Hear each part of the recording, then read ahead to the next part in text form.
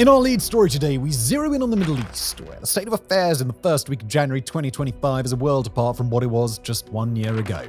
The powerful non-state organization Hezbollah is a mere shadow of its former strength. The Hamas organization in Gaza is on its last legs. The dictatorship of Bashar al-Assad has fallen in Syria. Iran's international networks of proxy support are in shambles, and the nation of Israel stands triumphant in war against each of its battered foes, except for one. As 2024 rolls into 2025, it's become entirely clear that in the Middle East, Israel still has one adversary left standing: the Houthi rebels of Yemen.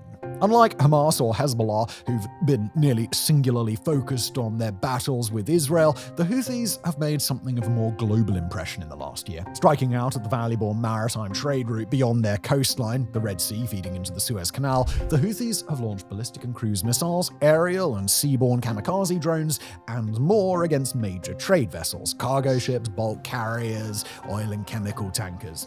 That sort of thing. Their stated objective has been to punish the nation of Israel for its sweeping and oftentimes apocalyptic offensives in Gaza after the Hamas attacks of October the 7th, 2023. Nor is Israel the only nation working to oppose the Houthi campaign. Just a couple of weeks ago, we passed the first anniversary of Operation Prosperity Guardian, a US-led coalition operation meant to respond to Houthi attacks, degrade their offensive capability, and protect trade ships in the region. The success of Operation Prosperity Guardian, or lack thereof, is another matter entirely, but suffice it to say that the Houthis have been on Israel's and the world's radar for a little while now. Yet as Hezbollah has held its ceasefire, Hamas has opened negotiations for the same, and Iran has seen its air defenses so thoroughly dismantled that it simply can't consider open hostilities with Israel. The Houthi organization has stepped in to fill the gap. The Houthis have continually launched occasional drones or missiles toward Israel with little effect in what seemed like mostly a token effort, but the last several weeks have seen far higher rates of Houthi attacks.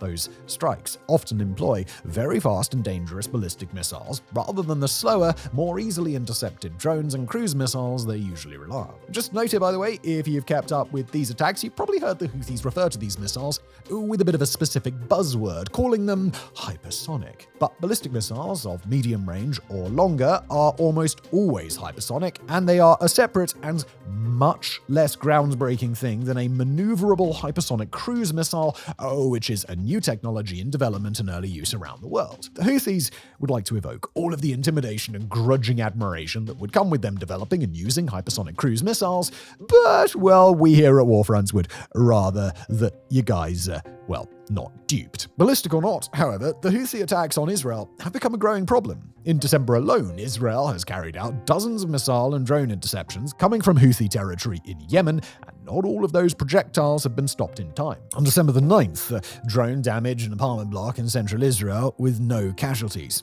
On the 18th, an undamaged warhead from a partially intercepted missile fell in a city near Tel Aviv, collapsing a school. On the 21st, Israel failed several times to hit a ballistic missile that ultimately impacted a playground, giving minor wounds to 16 people and leaving 21 more to be treated for injuries while fleeing, as well as anxiety attacks. One man died by cardiac arrest due to the sounding of missile sirens. On the 24th, a successful missile intercept led to the sounding of sirens in part of Israel, with one person injured seriously and 25 either injured lightly or suffering anxiety attacks while trying to get to shelters. 11 more injuries and anxiety attacks were reported on the 25th after a missile intercept, while on the same day, a UAV crashed down into an open area without successful intercept.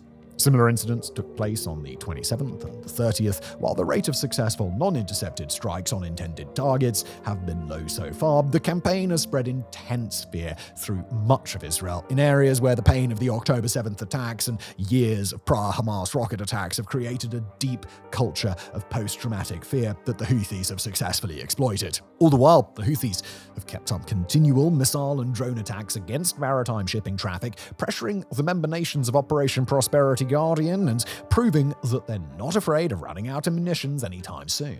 That's not to say, of course, that Israel and the Red Sea Coalition have sat idly by without reacting. Israel, the United States, and the United Kingdom have launched wave after wave of airstrikes against Houthi territory, including on the Yemeni capital city of Sana'a and the major port city of Hadida, as well as the critical oil terminal of Ras Isa. Those airstrikes have attempted to render the Houthis' terminals and ports unusable, destroy their stocks of missiles and drones and decapitate command and control infrastructure that the Houthis use to coordinate and plan attacks. Those airstrikes have caused numerous casualties in Yemen, many of them reported to be civilians, while one strike in particular, a December 26th Israeli attack that damaged the Sana'a International Airport, drew international attention for having nearly killed the director of the World Health Organization and seriously wounding a member of the UN's humanitarian air service. But what the strikes seemingly haven't done is to destroy enough of the Houthi arsenal or their launch capabilities that they'd start to decrease their rate of attack. Now, to simply state that the intention of these airstrikes on Yemen are meant as a deterrent would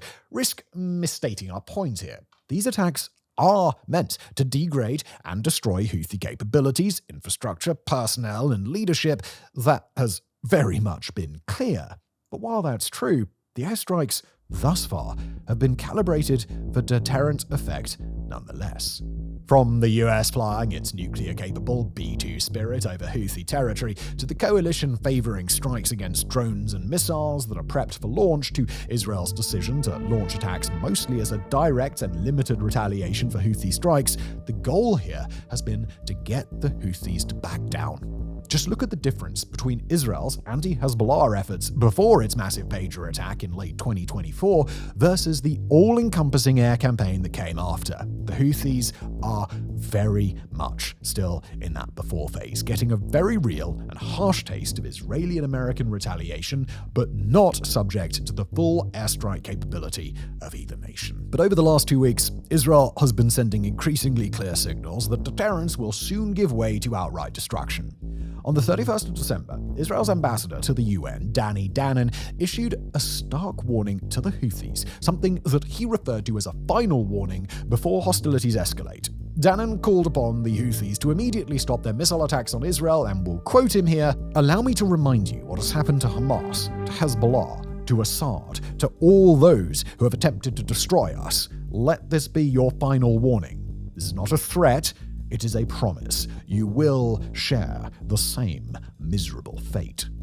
Danon issued a parallel warning to Iran, insisting that Israel can strike anywhere in the Middle East, including Iran's own territory, a threat that's almost certainly accurate after Israel destroyed most of Iran's air defense infrastructure in a sweeping air attack in late October. Danon tied the acts of Iran's proxy forces directly to Iran itself. Prime Minister Benjamin Netanyahu has furthered the idea that Israel will ramp up its attacks, saying that in Yemen the nation is, quote, just getting started. In recent weeks, he's indicated that Israel is working to hunt down the leaders of Hamas, a sentiment that Israeli Defense Minister Israel Katz has echoed. An unnamed Israeli security official speaking to The Times indicated that a war is coming imminently.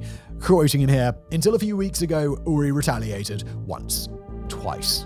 But it's fair to say that we no longer see it as just tit for tat. Now we're going fully in, and that means there is a plan with escalation steps. It connects to a bigger strategy." Now, we should state for prosperity here that we do write these episodes a few days in advance, and at the rate things are going, it is entirely possible that the front page news by the time you see this will reflect a significantly broader anti-Houthi campaign by Israel than what we have described. At the time of writing, we unfortunately have not yet developed the ability to see the future. We're working on it. It's going to give us a big edge in the content game. But in this particular instance, signs aren't necessarily pointing to an all-out Israeli assault in a matter of days, but instead in a matter of weeks or months. Unlike Hamas and Hezbollah, Israel's security and intelligence apparatus has long neglected the chances of any real threat coming from Yemen, and as the Houthis have grown in their power, international Israeli experts on the nation's foreign intelligence gathering agree that Israel has not invested resources to match. After dealing with so many adversaries for so long,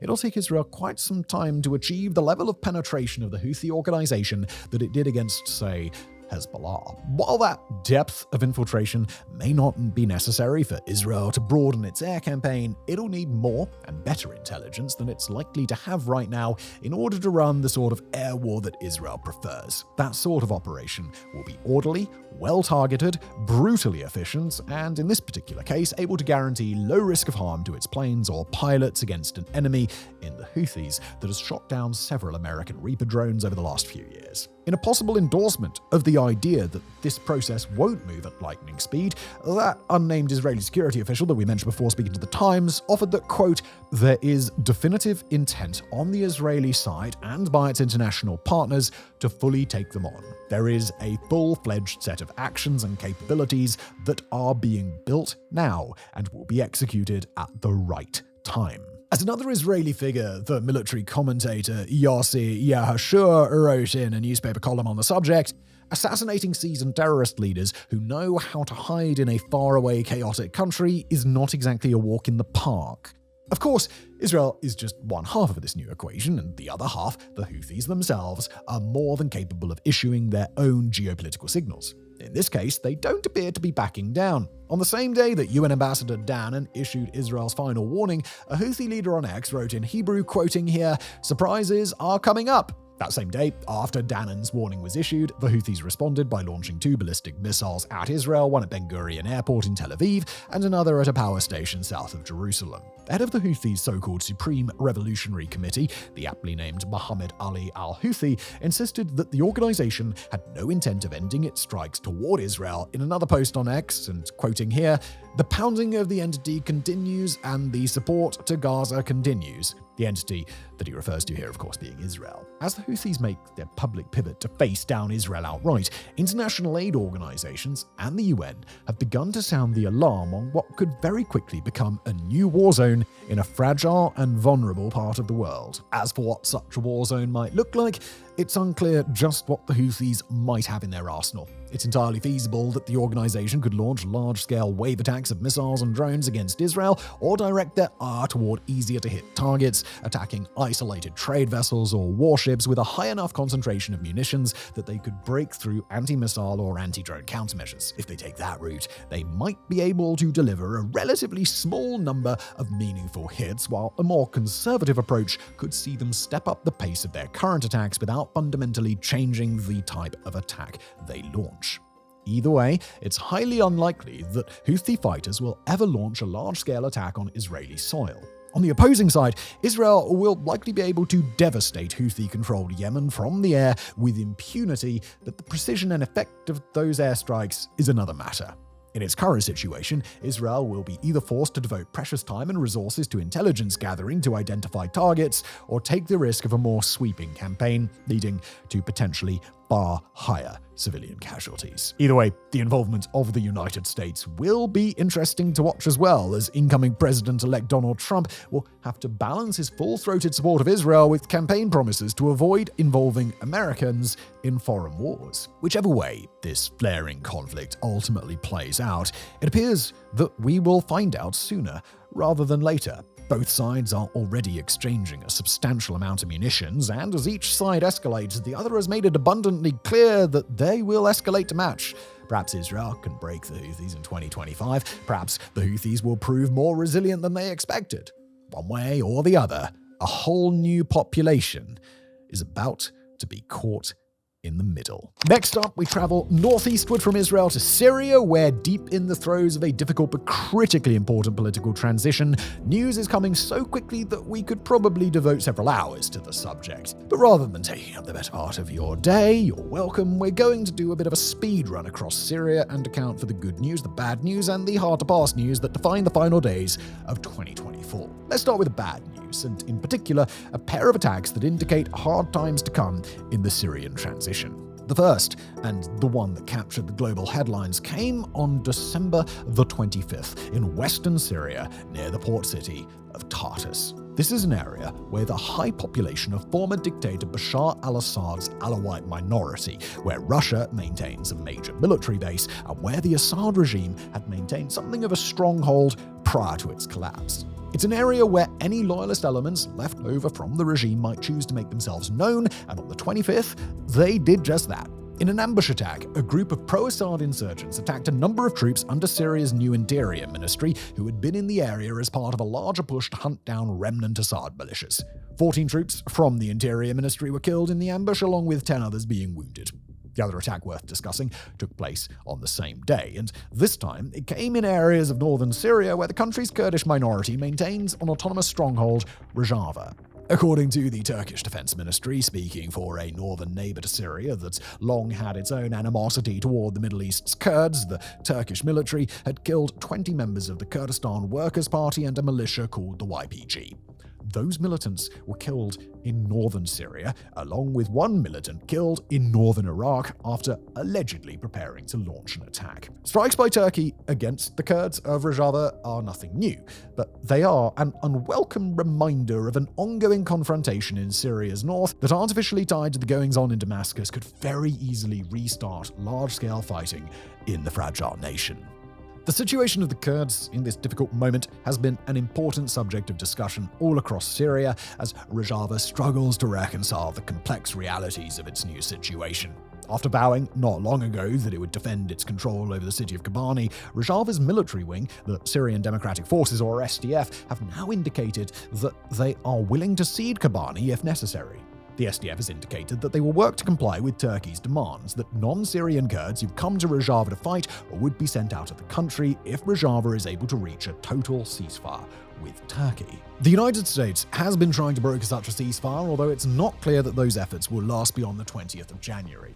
Turkey and the SDF maintain a separate ceasefire in and around the northern city of Manbij, and that ceasefire has held through the new year, although the situation in Manbij is contingent on the state of affairs elsewhere. Across northern Syria, dozens of Kurdish and pro-Turkey combatants have been killed in other airstrikes, skirmishes and firefights over the last few weeks, and some reports suggest that SDF may be working to infiltrate Manbij in violation of the ceasefire that the US has brokered.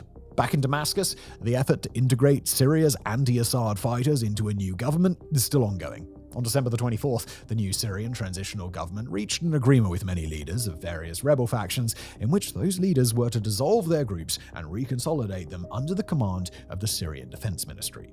This is in keeping with the transitional government's plan to build a new defense ministry by relying on ex-rebels and defected Syrian army members in what will be a delicate attempt to integrate Syria's wide range of ethnic and religious minorities under a common banner. Syria has also picked up a new defense minister, a man named Mahaf Abu Khasra, the former commander-in-chief of the rebels' Joint Military Operations Command that coordinated the push to bring down Assad. In the waning hours of 2024, reports emerged that some of Syria's new senior members of the armed forces are foreign fighters, including Jordanians, Uyghurs, and a Turk, some of whom have a jihadist past of their own. Those decisions, taken by a new government whose de facto leader used to lead multiple jihadist organizations, isn't necessarily a shock, but it's yet another choice with the potential to help or hurt Syria's delicate situation. Since taking control of Syria, the new transitional government has purged a range of other foreign jihadists, indicating that these new choices may be more in line with the moderate, tolerant image they've been working to cultivate. One HTS source speaking to Reuters indicated that their appointment was, quote, a small token of recognition for the sacrifices Islamic jihadists gave to our struggle for freedom from Assad's oppression. Meanwhile, members of the small US-backed and trained Syrian Free Army are waiting to see how their force of about 600 will be integrated into the new government in what may be a telling indicator of the new government's broader posture toward interests of the United States. Now, on that subject, the Syrian transitional government has also gotten up to a bit of foreign policy where, in addition to meetings with representatives from the Middle East, Europe, the US, and elsewhere, Syria's new leaders appear to have chosen one particularly interesting bedfellow, and that would be Ukraine, a nation that sent a full delegation to Syria on December the 30th, following closely behind a shipment of 500 metric tons of Ukrainian grain. Ukraine has been eager to build ties with the new Syrian government, given that they've overthrown a dictator in Bashar al-Assad who was strongly backed by Ukraine's enemy Russia, and so far, Syria has reciprocated. The country's new foreign minister has expressed a desire for strategic partnerships with Ukraine, quote, on the political, economic and social levels, and scientific partnerships. But for the Syrian transitional government, the hardest work is going to have to take place back in Damascus, Aleppo, Homs, and all the other cities and population centers that make up their nation. Perhaps reflecting the difficulty of the nation-building task in front of him now, or perhaps confirming the worst fears of those who've remained skeptical of his intent, Syrian de facto leader Ahmed al-Sharaa announced on the 29th that holding new elections in Syria could take up to 4 years. That's the first time al-Sharaa himself has publicly made comments on an electoral timeline, and it conflicts with some rosier projections that had come from the international community and al-Sharaa's own government. Now, according to al-Sharaa, speaking to a Saudi state media organization called Al Arabiya, it might take up to 3 years for Syria to draft a new constitution, something that would be a prerequisite to dictate how any national elections should be held. Further, al-Sharaa indicated that Syrians may have to wait for up to a year to see large-scale improvements in their humanitarian conditions, in reflection of just how much work is still left ahead of Sharaa and his government. The 4-year timeline to elections raised eyebrows across the world, and deservedly so, given that a newly installed government's success or failure to hold free and fair elections is very tightly related to whether it'll end up a relatively representative nation or an autocracy. Global critics of al-Sharaa have indicated that he may intend a naked power grab for himself and his inner circle, becoming Syria's new dictator and installing a regime that might do anything from reinstituting Syria's large-scale systems of repression to ruling by strict Sharia law. During that same interview, al-Sharaa offered what may have been an attempt to ease concerns around the timeline that he was setting out, indicating that he intended to dissolve the rebel organization Hayat Tahrir al-Sham that he led for years before it spearheaded Assad's ouster. Responding to a question about dissolution, al-Sharaa stated, quoting here, "Of course, a country cannot be run by the mentality of groups and militias." Prior to drafting a new constitution, al-Sharaa laid out a process in which his transitional government will lead a national conference bringing together the full scope of interests in Syrian society, dissolving the nation's Assad-era parliament and constitution. Necessary as that step may be, however, it's also a clear window of time in which, if al-Sharaa and his cronies were planning on cementing their power grab, they would have the means to do it. And finally, we'll address the Syrian transitional government's struggles against another growing problem, the spread of fear around sectarian attacks and violence. These fears, shared by everyone from Syria's Alawite minority to its Christians, to its Druze, to its Kurds, and many more, are certainly grounded in reality, both due to the prior jihadist and pro-Sharia orientation of the people who now rule the nation, and a number of small-scale incidents of discrimination, targeted religious attacks, and more. One incident that garnered global headlines, for example, was the burning of a Christmas tree in a Christian-majority town in central Syria, although the new government indicated that foreign fighters have been responsible and have been detained. But the fears of Syrian minorities have also been inflamed by a cascade of online disinformation and misinformation, and most prominently, a video that purportedly shows an attack on an Alawite shrine. According to the new leaders of Syria's interior ministry, the video is actually older, dating back to late November while the rebel coalition was pushing toward Aleppo, and the perpetrators of the incident are unknown. But the video has nonetheless sparked mass unrest in the city of Homs, where demonstrations have led to the death of one protester and injured several others. Alawites in particular fear revenge attacks against their sect, owing to the prominent role of many Alawites in the Assad government, including the brutal programs of torture and extrajudicial execution. It's yet another fine line that the government has to walk, keeping their pledges to the Alawites that they need not fear mass retribution, but hunting down former top officials of the Assad dynasty's state repression structure, many of whom are Alawites. Fail to go after them, and the new leadership risks looking toothless in front of their entire nation. Do anything less than issuing general amnesty to the Alawite community, and the community's fears are unlikely to go away. It's one fragile, precarious tie-rip in a nation absolutely packed with them, all demanding that the country's new government do its very best to chart a stable path forward. There are no guarantees of its failure, and no guarantees of its success.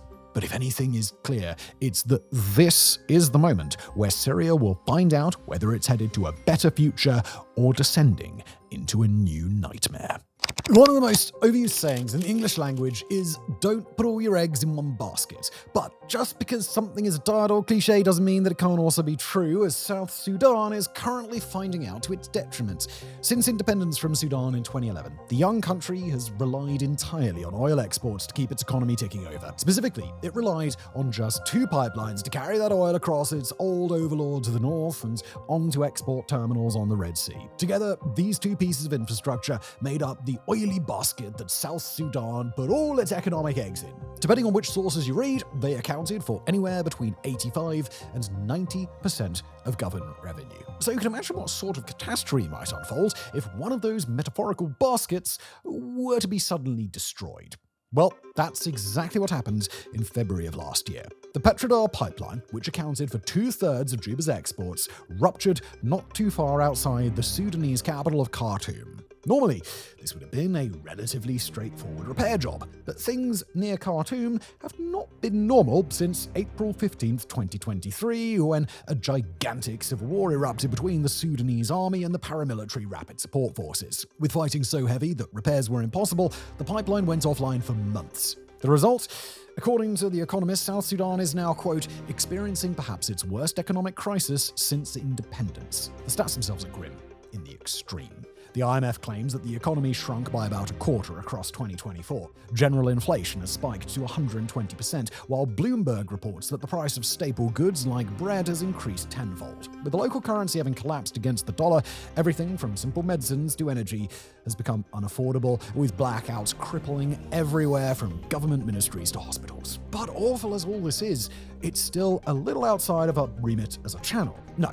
What makes this unfolding disaster worthy of the Situation Room treatment is what it likely presages: a societal collapse that could easily spill over into widespread violence. To understand what we mean, you need to know that South Sudan is painfully fragile. Between 2013 and 2018, a civil war engulfed the young nation of 11 million. So brutal was the bloodletting that around 400,000 are estimated to have died, not far behind the 500,000 estimated to have perished in Syria's parallel conflict. A similar number are thought to have fled the country. Although a peace agreement was eventually reached, the glue holding it together was oil. Rather than reach lasting accommodation between ethnic groups, President Salva Kiir simply cut the leaders in on a slice of the obscene wealth energy exports were generating. While this kept violence from flaring back up again, it also led to what Amnesty International has described as the elites plundering the nation. At its most egregious, this wholesale looting by the ruling class left hospitals stripped of any equipment or medicine that could be sold. DW has movingly reported on doctors reduced to using CPR to try and keep premature babies alive after neonatal wards were left bare. At the same time as the elite devoured the state's resources, the 2018 peace agreement failed to temper violence in the countryside. Even as the main warring factions mostly abided by the deal, killing linked to land disputes and kidnapping for ransom became endemic. By the time the pipeline ruptured then, South Sudan was a basket case where poverty was driving increasing cycles of violence, while the only thing keeping its elites from restarting the civil war was a shower of oil money. Imagine a teetering Jenga tower being meticulously kept aloft by just a single brick. What would happen if that one remaining block was suddenly just kicked away? Well, we might be about to find out. At the time of writing, things appear to be frozen in the moment where the tower is falling but has not yet shattered into a million pieces. Civil war, so far, has not restarted. But the signs are already there of a coming catastrophe. Perhaps the most worrying is the fact that the nation's soldiers have not been paid for almost a year. The Economist reports that many have now resorted to setting up illegal checkpoints in the capital to extort money from passers-by. At the same time, the elites have begun maneuvering against one another. President Kiir is firing ministers and heads of the army, which has led to shootouts between factions loyal to different parts of the establishment. In an attempt to raise money, the Wall Street Journal reports that the government has even started taxing trucks importing international aid. Meanwhile, hanging over all of this like a rain cloud of pure misery is the civil war in neighboring Sudan. Now, we've covered the Sudanese conflagration multiple times on this channel, so we won't attempt to regurgitate everything here. The important point is that the fighting is so apocalyptic that it has displaced a record 12 million people. According to the UN, over 930,000 of those have fled to South Sudan, with another 300,000 expected to arrive in 2025. And just think for a moment about the ways taking in 1 million refugees during the migrant crisis shook politics and society in Germany. All the ways the shockwaves of that decision are still reverberating across the whole of Europe today. And that was Germany, a highly advanced country with the third biggest economy on Earth and a population of around 80 million. Now take that same pressure and apply it to a desperately poor, chronically fragile state like South Sudan. Here's how the UN's Office for the Coordination of Humanitarian Affairs has described the impact. The sheer volume of arrivals is overwhelming South Sudan's limited infrastructure. Meanwhile, the conflict has destabilized markets in border states, causing prices of food and essential commodities to skyrocket and heightening risks of secondary displacement to collective sites and urban centers. To return to our opening analogy, if the oil pipelines were the two baskets into which Juba had placed all its eggs, then the combination of the war in Sudan, the after effects of the 2013 to 2018 civil conflict, and the behavior of South Sudan's own elites is the metaphorical napalm now being sprayed onto those same eggs. And while no one is sure what the resulting mess will ultimately look like, it's not going to be a tasty omelette. Now, all of this isn't to say that no one is attempting to fix the problem. Juba has approached states like the UAE and Qatar for cash bailouts to keep the government afloat and has opened discussions with China over building a new alternative pipeline through Ethiopia and Djibouti. There have even been discussions with Kenya about trucking oil overland to the coast. Yet, so far, nothing seems to be leading to any concrete improvements in South Sudan's situation. And the worst part, there's good reason to believe improvements may no longer even be possible. Back in October, the Sudanese armed forces announced that it had repaired the broken pipeline and that oil flows could resume. 2 months later, in December, South Sudan's Director General of Petroleum Authority announced that pumping would restart in the nation's oil fields. Yet when AFP looked into it, they found no evidence that production had restarted, nor any timeline for the pipeline carrying crude again. Instead, they found a letter from the Dar Petroleum Operating Company claiming that a number of outstanding issues need to be solved before pumping can resume.